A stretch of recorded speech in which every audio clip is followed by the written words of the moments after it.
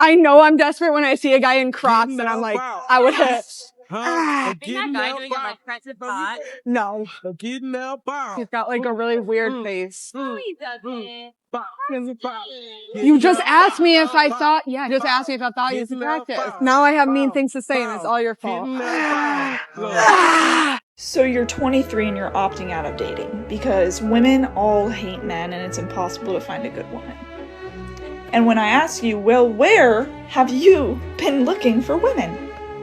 You say Tinder, or the bar, or the club. Yeah,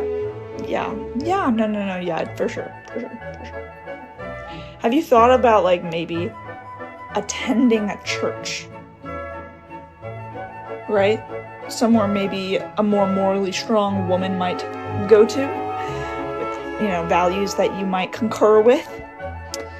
Well, I've thought about it, but I don't want to wait until marriage to have sex.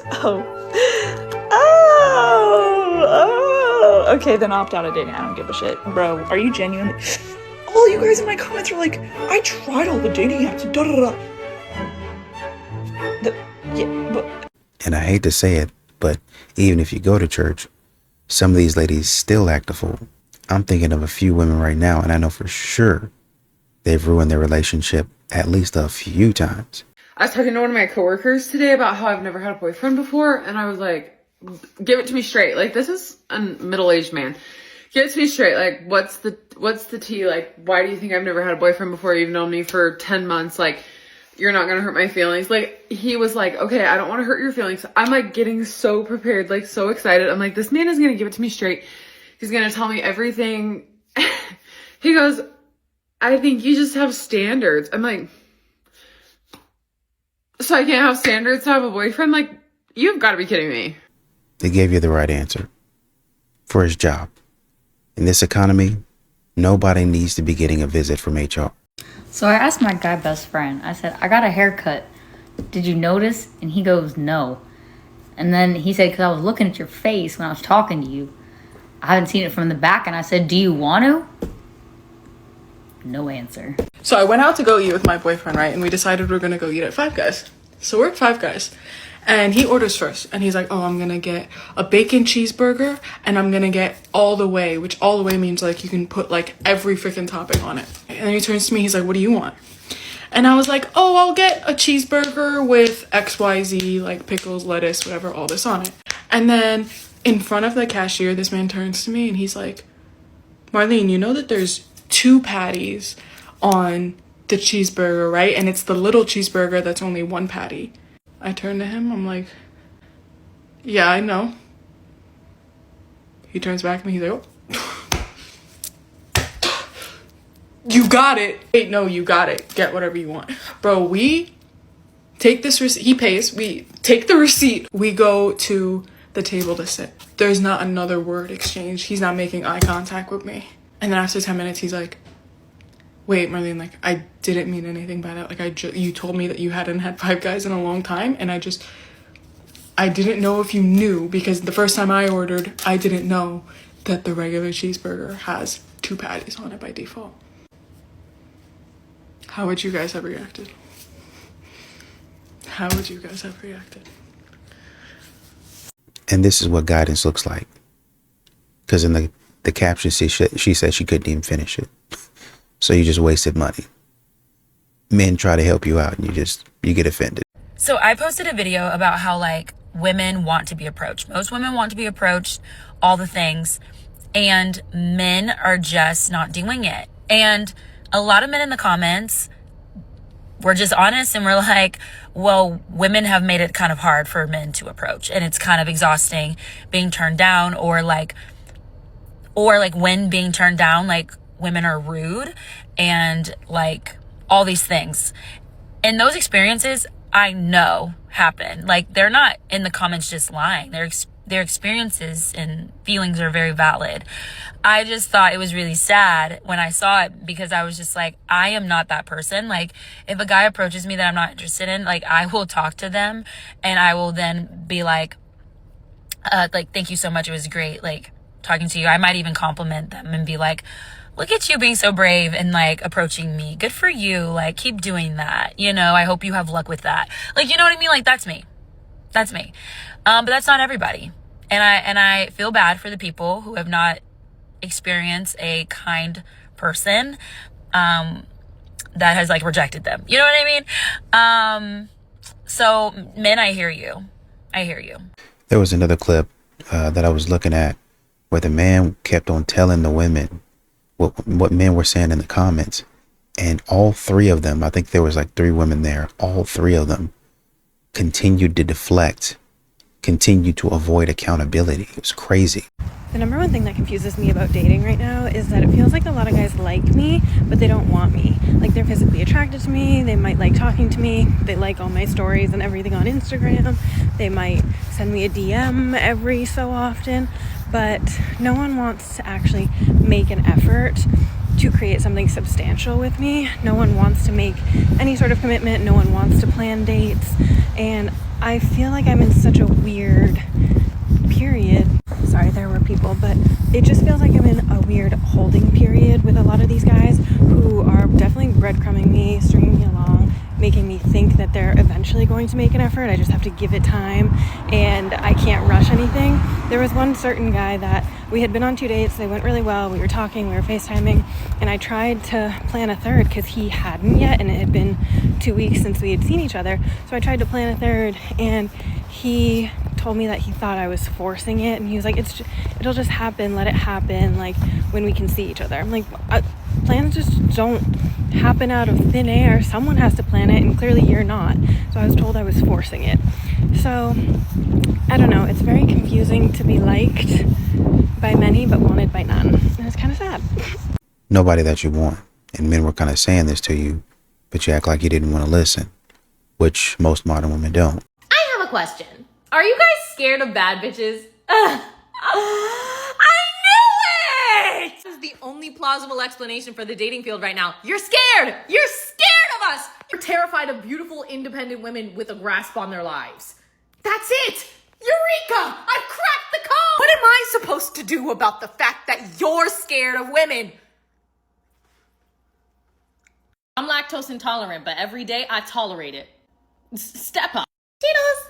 Why does dating suck in this era? The answer is men. Men are the reason that dating sucks. Oh, but you can't say that. Well, there's always, of course there are exceptions, but overwhelmingly, and statistics back this up, men are the reason that relationships and dating suck. Not only do they no longer want to pursue women, they only want her if she doesn't want him back. As soon as she shows any type of interest, as soon as she lets her walls down, as soon as she lets him get to know her, he loses interest. As soon as she expresses how much she likes him, he's like, I don't like you that much anymore. I know a lot of single women can agree that this happens so frequently. I've seen videos about how we'll be dating someone that pursued us, initiated contact with us, and they'll do everything that we want as far as pursuing. They'll take us out, they'll be a gentleman, they will say the right thing. And then as soon as you start to like them back and show the tiniest ounce of interest, they're like, oh, I'm just really busy. It's sick. They only want the chase. And yes, I know there's going to be men in the comments disagreeing with me, calling me all sorts of names, saying that I need to choose better men. But here's the thing. Choosing better men looks like not choosing men at all. Being single, not having kids, not getting married. And that's also a problem for men. So what we're not going to do is sit here and tell women to choose better men when men need to be better men. The last 4 or 5 guys that I have gone on a date with and have actually liked and continue to talk to after the date, regardless of if we ever slept together or not, it always starts and ends the same way. It starts with them showing a lot of interest, love bombing me, wanting to plan something ASAP, taking me out, buttering me up. The date goes well. They want to see me again. I'm amazing. I'm beautiful. I'm gorgeous. I'm so much fun to be around. And then I'm like, okay, like things might actually be going well. I'm not going to have too many expectations, but let's just see what happens. And then all of a sudden, they randomly just like stop talking to you. They go from texting you all day, every day, when can I see you again, to, oh, well, I'm just really busy with work, or I just have a lot on my plate right now. And then you're like, okay, like I get it. Just can you let me know, instead of like not talking to me for 2 days? Because in my mind, if you're not talking to me for 2 days, that means you've ghosted me. or you died. Communication, just being like, hey, I have a really busy day going on. Can I talk to you later? That's literally all it takes. Or you can be like, hey, I don't think we're a good match. You know, you're a cool person, but I just don't think I see a future with us. I would rather that than you just ghosting me. This has happened to me over and over and over again. And men always say that they're like afraid of rejection, right? But I just saw a video talking about how at least men don't get rejected once you've already let your guard down and started to work towards a relationship.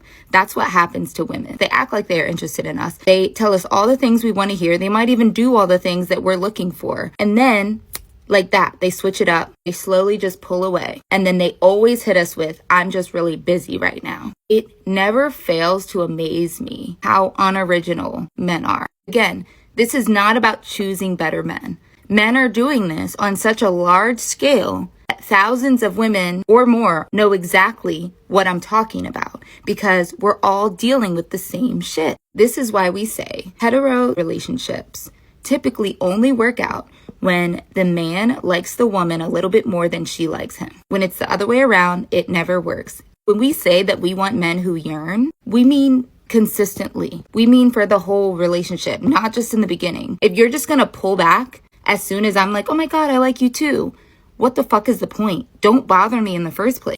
I like this comment here. A man says us men are walking away from dating because it's become a losing game. He says a crumb of intimacy requires weeks of texting, emotional labor, FaceTimes, and expensive dinners. It's not romance. That's a humiliation ritual with no guarantee of intimacy. When intimacy is treated like a prize instead of something mutual, men stop investing. So call it whatever you want. Men just did the math. Exactly. You're not the prize. You're chaos. You're a loser. Nobody wants to be involved with you anymore. I see a lot of women saying that men aren't pursuing them. They're not pursuing them anymore. They don't know what they have to do to get a man to pursue them. But listen, let me tell you something. Dating has changed so much post Me Too era. Men, especially younger generations of men, Gen Z, millennial generations, they are not going to pursue women the same way that they pursued women in the past because they don't want to come off as creepy, weird, whatever. Dating has changed. If you are a woman and you want a man, you are going to have to put some effort in. They're not going to chase you like they used to. Or it's not. Especially if you're dating in the Gen Z millennial range. Like, you're going to have to put some work in if you want a man. They're not going to be calling you, showing up to your house with flowers. That's just creepy now. All right. Stop. Y'all got to check this out. What happened to men pursuing girls? When was the pivotal moment that a man chose to not go after a girl anymore or put in any effort? When women decided they were too independent to need a man. It seems like guys can just put the bare minimum and not even really put in effort anymore. They don't really care to.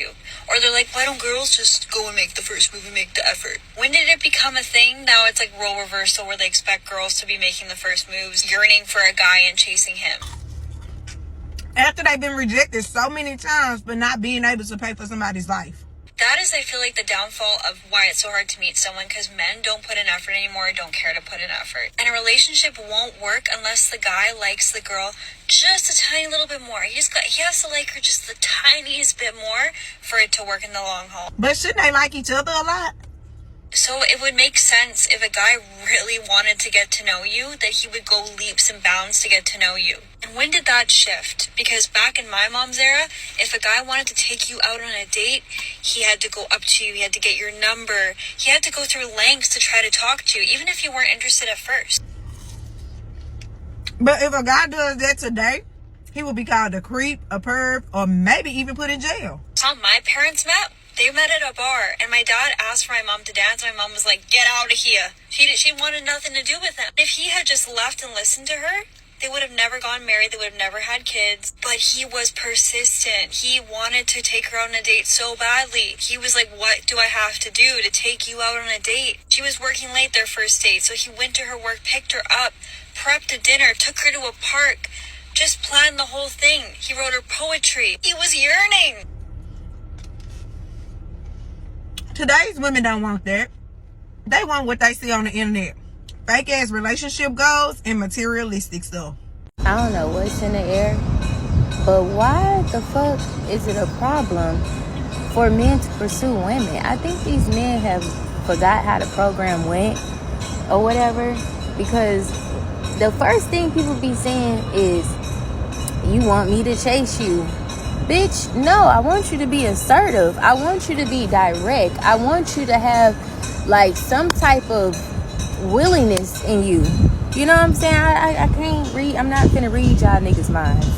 And if you tell me I don't want to chase you, you're just giving girl. You're just giving two girls waiting on one to make a move. We ain't doing that. The friend who cut her off responded. So since y'all keep sending me the video and since I'm blocked, let's just talk about it. Oh, she blocked you. First and foremost, the fact that you started your video talking about my friend of 4 years cut me off over a man and didn't actually explain what the dynamic of the relationship was, I'm going to do that for you. You didn't get cut off over a man. You got cut off over my man, my husband, the person that's the most important to me. You live a life where you live in la la land. You, A, don't have a man. B, don't have somebody, have never had anybody that does for you what my husband does for me. You are a pocket watcher. You clock everything that is done in a manner in which you wouldn't accept it, but nobody's even doing for you what my man does for me. You're upset, wholeheartedly upset, more upset than me that I got jewelry, dinner, and flowers, the thing that I requested, the thing that I enjoy, because baby, I'm a mother and a wife and I work full time. I be tired. I don't want to do a whole lot of stuff all the time. And it's not out of the norm, having been married all of these years, for my husband for our anniversary to take me to dinner, get me flowers, and get me a gift. That's enough. It's not low effort. It's not bare minimum. And the woman in the comments said her friend made it seem like this was a boyfriend. And even if it was, that's the thing. Modern women continue to find things, the wrong things, to be involved in. It's like they think, it's like they're auditioning for their own reality show. If a woman's not showing clear signs that she's into you, then you likely should move on and try to find a new woman. See, a lot of guys waste a lot of time, energy, and resources trying to pursue a particular woman that they really like when she's already shown that she's not into you. And this is causing you from actually attracting what it is that you're looking for. Don't be attached to one specific woman, especially when she's not that into you, and go improve yourself, become more attractive to women in general. But if you're already that guy, you know you're attractive to women in general, well, cool. Forget that one woman, go find another one. I don't know how to explain this to men. Like, I don't know if this makes sense. But, like, I'm attracted to guys who can tell me what to do. You know? Like, if you can tell me what to do, you can tell me what to do. If you can't tell me what to do, you can't tell me what to do. I don't know how to explain it. Like, if you have the ability to tell me what to do, then you can do it. If you don't have the thing that just makes me, like, you know, like, want to listen to you, then you can't.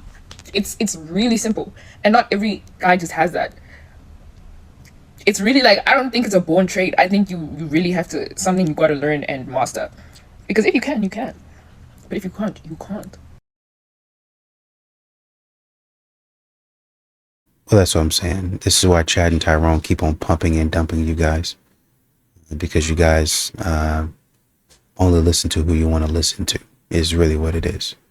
Nobody can give you direction but the people that you want to give you direction. If you plan everything, you correct everything, you have to challenge everything, you step in before he can step up, girl, you are draining. Honestly, you remove the opportunity for pursuit. He can't pursue you because you're so busy trying to prove a point that you're good with or without him, but then you want to be pursued. That doesn't make sense. Do you want to be pursued, or do you want to prove a point? This is a great take. This is what modern women say in so many words. Well, in order to get with me, you're going to have to compete with my friends. You're going to have to compete with my piece. You're going to have to compete with my dog. You're going to have to compete with my cat. Anything and everything. Basically, they're saying, oh, I got to the spot quicker than you did. You're going to have to compete with me. It's like they want you to know exactly when they have to use the restroom. Oh, I knew I was going to have to use the restroom before you did. Got to be faster than that. You got to know the signs. But your body tells you, because it's natural to you. Oh, got to know the signs. I was faster than you. You still don't know when I'm about to say something. You can't read my mind. This is so sad. You'd rather risk not ruining someone's night. But what if you made their night? Single men are not going up to women because you're too scared you're gonna ruin her night. Are you a serial killer? You're gonna make her night by going up to her in real life. Well, the question that you ask shows that you really don't understand what's going on. Yes, by the time she posts that TikTok and she finishes telling her story on TikTok, you will, in fact, be a serial killer. You'll be a psychopath in her eyes with the way she tells. If a man ever brags that they do not chase women, oh, she's falling down. If they brag that they do not chase women, if they brag that they're not going to go out of their way for a woman, you like men. You want to be a princess. You want a man to chase you. They haven't admitted to themselves that they are like actually gay, okay? Because a guy who, like, guys know, like, it's not about chasing women in particular, like, it's more about pursuing a woman, okay? If they're like bragging that they do not pursue women, like, you're kind of girly, kind of weird. It's just not a flex, because the girls that are actually of high quality are going to not chase you. They're not going to chase your validation. They're not going to go out of their way to prove to you that they're worth being picked, okay? Because a lot of the high quality women that you want are going to require you to pursue them. And yes, I am referring to pursuing, not chasing. So if a woman's not showing any signs of interest, of course the guy shouldn't have to chase them, right? But if you're bragging that, oh yeah, like, I just, I'm not going to chase a woman. I'm going to have her come to me. I'm not going to pursue women. I'm going to have her come to me. She needs to show me that she's worth being with. Like, I'm sorry, in what world? You are not the prize. The woman is the prize, always. And if you think you're the prize, sir, I think you need to be with men. You need to be with men, and you have to acknowledge the fact that you might possibly be gay. And that's okay. Just learn to accept it. Stop complaining, because the girls that you really want are going to require a little bit of effort. Sorry, sir. It's just how it is. I mean, the amount of these boss babes sitting outside of work talking nonsense when with that time you're talking about you don't get paid as much. With that time, you could be at work building something that could get you a promotion. You're out here talking stupid. Just a quick question. What is up with the large amount of men that deliver bad news in the worst way possible? I have evidence. I have evidence to back this up. So today I woke up, I was washing my hair, I'm moving right now, so I started packing. I really wasn't on my phone very much. And so around 2, I'm like, I should probably check my text. I checked my text and I noticed one of my good friends texted me, but it's just an image. Like, oh, that's weird. I can't see the image. Better open the text. It's a picture of a totaled car in the middle of the freeway that he had sent me 3 hours ago. I check his location, hospital, and I'm calling and I'm not getting an answer, and I end up calling his girlfriend and he is A-okay. Thank goodness. Why was that the way you chose to break the news to me that you totaled a car? I thought you were bleeding out. Another time I was dating this man, right? And I was at work. Mind you, I was the only one in the house that worked. Awesome, right? And I get a text from him in the middle of a very busy serving shift. And I look down at the text and he sends me a picture of his car going the wrong way on the freeway with a fire truck with its lights lit up behind him. No text, just the picture. And I guess history repeats itself, because when that happened, obviously, I'm calling nonstop, like, are you alive? No response. Hours pass, and now I'm serving these tables thinking that my boyfriend at the time is arrested or seriously injured in the middle of the freeway going the wrong way. And then I finally get a text from him, and he says, everything's fine. Brother! The time I was in a long distance relationship, right? So we were going back and forth, crossing state lines to see one another. I was doing a majority of the driving, I would like to state. But one of these times, he's coming up to Oregon to see me. This is when I lived in Oregon. So he had about a 10-hour drive ahead of him. So I went to work and I patiently awaited his arrival. I was like, oh my God, he could walk in at any second. Until I get a text that just says, I'm not gonna make it. Are you... What?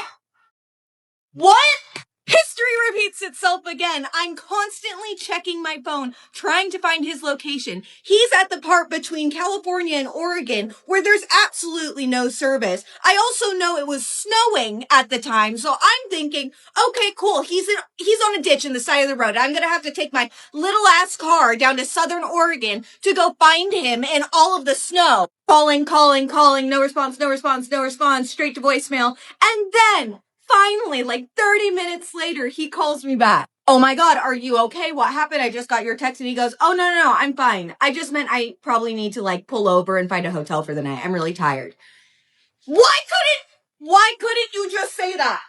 Whoa, why couldn't you just say that? So what he's probably going to do, because all of these situations, or a lot of them, seem like they're dangerous. So I'm going to send you a pic of what's going on, and then I'm going to get off my phone. I'm going to snap it in the moment.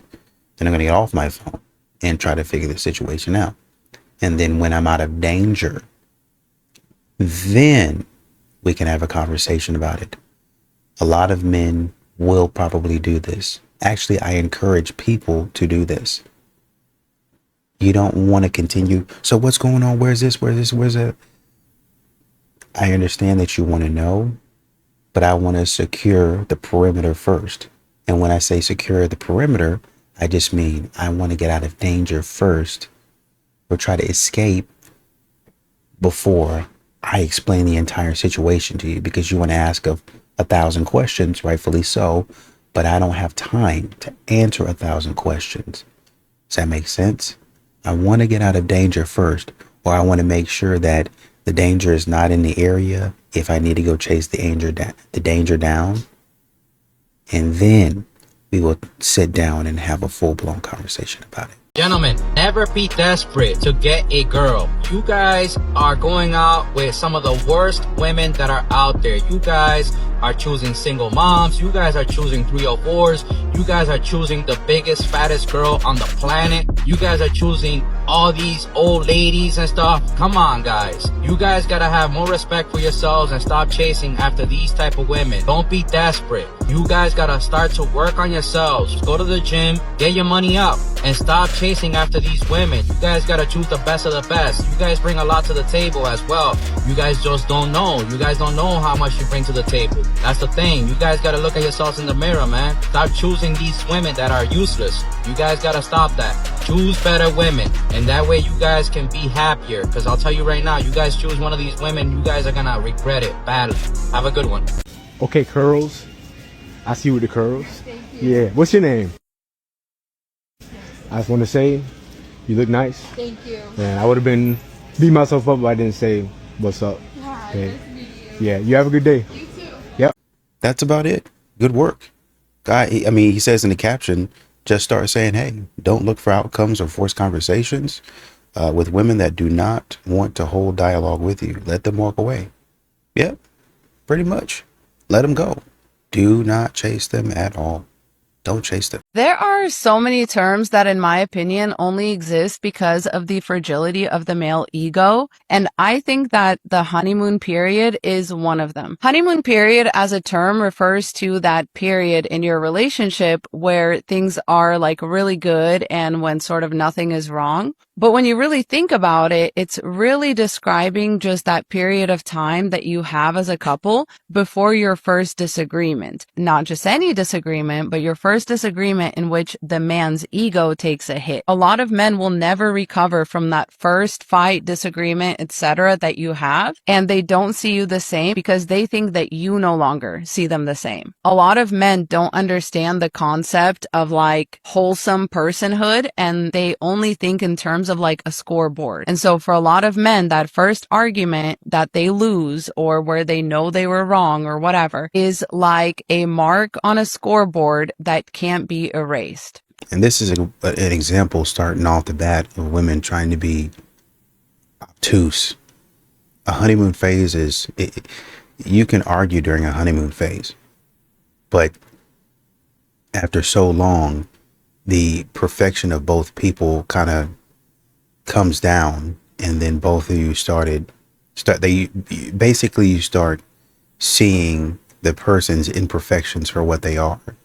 and you start having disagreements. That's what the honeymoon phase is. And because most men don't have a wholesome view of themselves and their own personhood, they project that onto you. They project this scoreboard onto you. They don't admire themselves. They can't validate themselves. And so a lot of men get into relationships for the sole purpose of admiration and validation from a woman because they believe this gives them manhood. They believe that this is the essence of masculinity as they know it. And so to me, it's always very interesting to think about, like, in what ways do we as a society accommodate the fragility of the male ego? The honeymoon phase doesn't end by itself. Men end it. Because think about it, like the first 3 months, it's like all fun, flirty. You're laughing at his jokes. You're admiring him. You're impressed by him. And he feels like the man because of that. Okay, you can't see it, but I'll read it. The honeymoon phase is the initial passionate and often idealized stage of a relationship, typically lasting from 6 months to 2 years. It is characterized by high levels of infatuation, intense physical intimacy, and a tendency to overlook a partner's flaws driven by chemical changes in the brain. We all knew that. This is just telling me, and modern women don't know, this is just telling me that modern women just get up here, regardless of what statistics say, of what's actually happening. Modern women just get up here on here and start talking, regardless if it's true or not. Which is why a lot of the femininity coaching, it's centered around the fact that you need to artificially recreate that kind of environment over and over again, where he feels unconditionally admired, almost like he's never done anything wrong in his life. Because the first time you point that out in like a real way, usually the energy shifts. And after that one argument, like things are no longer the same. He becomes distant, treats you differently, he gets quiet. And it's not the disagreement, it's the fact that you stopped idealizing him. That first fight is the first moment that he realizes, oh, she sees my flaws. And a lot of men are fine being admired, but they're not okay with being known. Intimacy and partnership don't feel like love to them. It feels like hard work. What feels like love to men is admiration. And like I said, because of men's inherent or patriarchy given inability to admire themselves and to receive all of their validation externally, that first fight, that first time that you see them for who they really are, feels like rejection. And to them, it's a rejection that they can't remedy themselves on their own. A lot of men basically rely on women to reflect back to them an upgraded version of themselves. They want someone who thinks that they're amazing and powerful and flawless. And so when you challenge them, disagree with them, hold them accountable, it feels like failure. It feels like ego death. And a lot of men are not prepared for that. And so they end up resenting you. And a lot of these men, if they stay with you, if they don't sort of slowly ghost you and like fade into the background, a lot of them, if they stay, they're going to cheat to humble you. They're going to act contemptuous and resentful towards you in order to humble you. Sounds like that's something that happened to you and not really at all what happens in actual reality. And this is what modern women go through. They just, whatever their experience is, it must be true. Because their confidence depends on you seeing them as perfect. A secure man would see a disagreement and think, okay, let's work through it. If I did something, whatever, like, I want to know, because they're not thinking of it like a competition. They're thinking of it like a cooperation. But an insecure man has a disagreement with you and thinks she doesn't see me the same anymore because, again, they're insecure.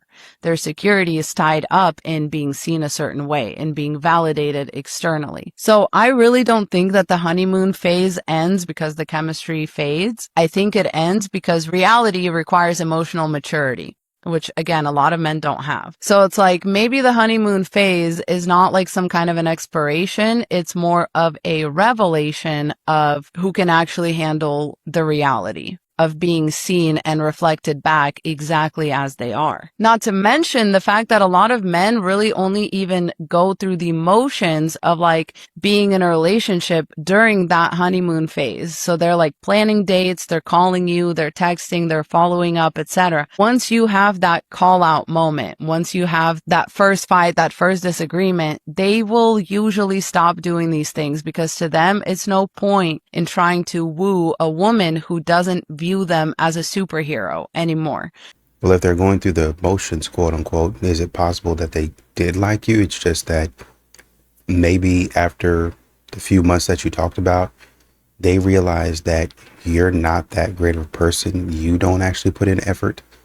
And so maybe it's not a honeymoon for them because they've had to do all of this work and you've done almost quite literally nothing but exist. Who's not like admiring him blindly. To them, it's like no point in pursuing a woman or a relationship like that. It doesn't serve their goal of external validation. They also feel like they're losing control and leverage at that point, so they will try to control and leverage you in some other way. Again, by being inconsistent, by withdrawing, by pulling back, by cheating on you, stuff like that, nagging you, etc. And they're very opposed to the concept of growth, especially when it's fueled by a woman. A lot of men can't help but to view women as below them, as like second-class citizens who shouldn't be telling men what to do. So when you lose that sort of admiring, impressed essence, they don't want to say, okay, let me grow, let me take this as a growth opportunity. They just think she's a bitch and she doesn't see me the same anymore. And that's when the energy shifts because they feel exposed. Because you've seen the flaw, you've seen their like impatience, their insecurity, their immaturity.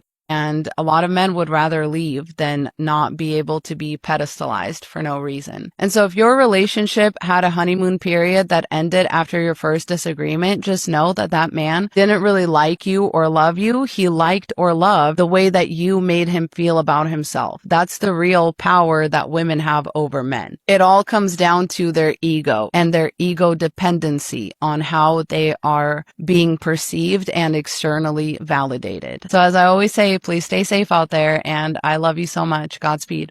I think women like this make relationships unenjoyable because they nag under the guise of growth. They don't actually know what they're talking about. It's kind of a hypothesis. I think this, well, I feel as though, with no concrete evidence.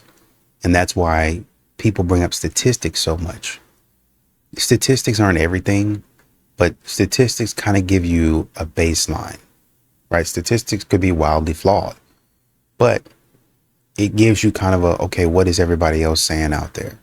And so you can kind of go off of that. Obviously, you can go through deeper meanings and say, okay, when you factor in this, and when you look at that, you can definitely do that, right? But a lot of times modern women like this one like to go off of their feelings. And feelings aren't the only thing that matters in a relationship. You don't know what you're talking about. That's pretty much the long and short of it. Dare you come on and have her dressed like this to bury my fucking son? You lost your fucking mind and looking at me like, fuck you. No, it's fuck you. No, what the fuck? Hell no. Hey, what is it? How the fuck is he saying? No, I'm on it.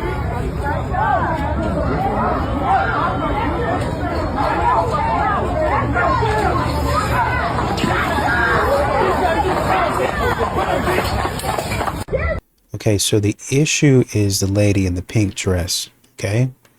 Or not the pink, she's in a hoodie and a cap, actually. And if you look where you see the eye up at the top, just beneath that eye, that's where the lady is. She's upset.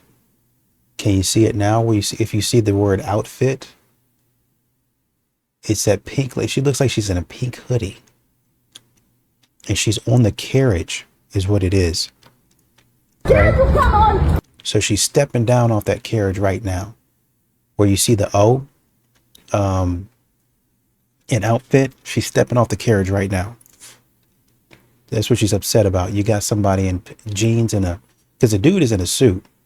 And I'm assuming, well, he ain't got nobody to keep I'm assuming his granddaughter, his child or whatever it is, I ain't got nobody to keep her, so she's going to have to ride on the carriage with me. Surely you understand. But, you got to be professional. That's what she's saying. Okay, so she's stepping off the cart right now. And she's right in front of the lady with the green jacket. And so now she's on the other side. Like this to bury my fucking son? You lost your fucking mind and looking at me like, fuck. No, she took it too far when she just threw it. She just threw that at him. And she's upset.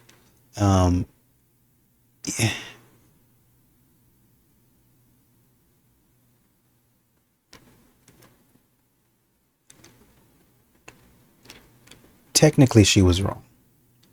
Technically she was wrong. He started it by being death.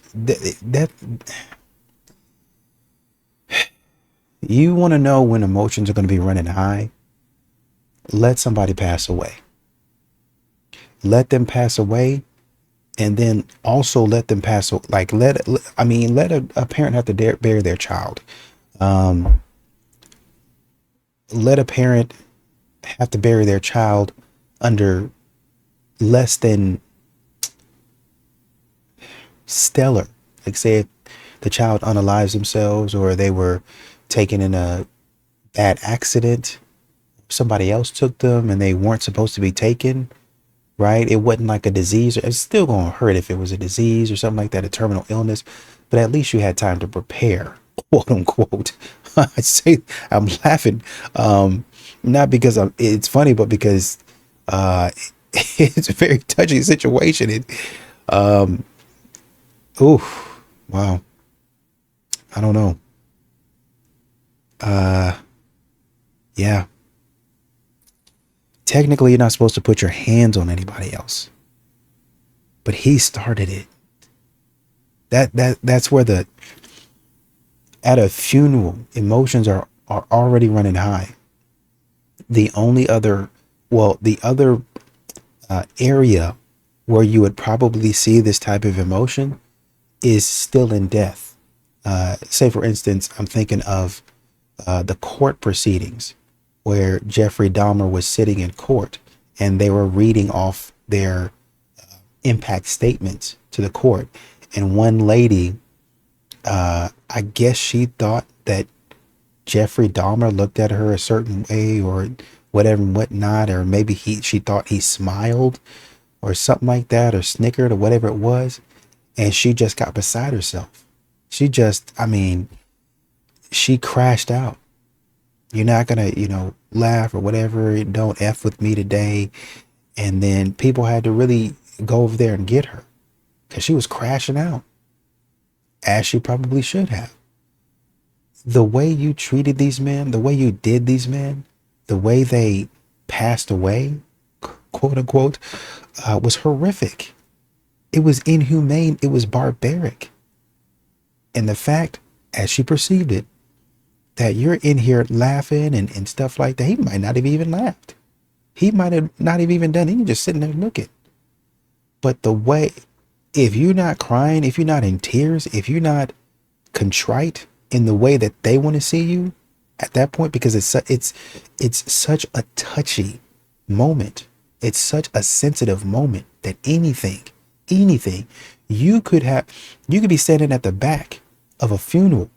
Somebody that you haven't seen for a while could walk in, you crying, y'all hug each other for a little bit, and y'all start laughing and smiling. Somebody on the stage see y'all back there and will go off on you. Because emotions are running high. I'm thinking about a time where a son passed away before the mom. Mom's still living to this day. Mom and her sister were going back and forth about who cared for the son more. Brother was up there. Brother ended up having to leave the funeral. I think brother had just gotten out of jail. Had to leave the funeral. Other brother was able to stay, I think. But there was still debate back and forth about what the deceased wanted and how he would have acted and things of that nature. Just the back and forth. Like I said, brother speeding out of the parking lot when I just got out of jail. His sister was there. Obviously, she was broken up. She was distraught. Yeah, man. Death is it's another beast. It's a different beast, man. So you're coming and you have the lady on there. You should have gotten in touch with her before and said, hey, I couldn't find anybody to keep my granddaughter. And if that were it could be the case that granddaughter was just dumped on him at the very last minute, or hey, we don't have anybody to keep her. Can you do it? Right? I think at that point in time, if you're going to do that, the least you could have done, was go by the house and get her some stuff. But once again, he might not have known. He might just been at work and they say, hey, I need somebody to go pick up granddaughter from school. She might be coming from school and I can't leave you unattended in the office by yourself because I'm going to be out here and you a minor. So he was kind of put in a hard position, but he should have talked to them before putting her on that carriage, because she now sees it as disrespect. And like I said, because tensions are so high at a funeral, now you got mom throwing stuff at you, which technically, according to the law, that's going to get you a charge for assault. That could get you a charge for assault. So, you know, technically, according to the law, mom would be wrong in this, but I think, you know, he started it. He started it.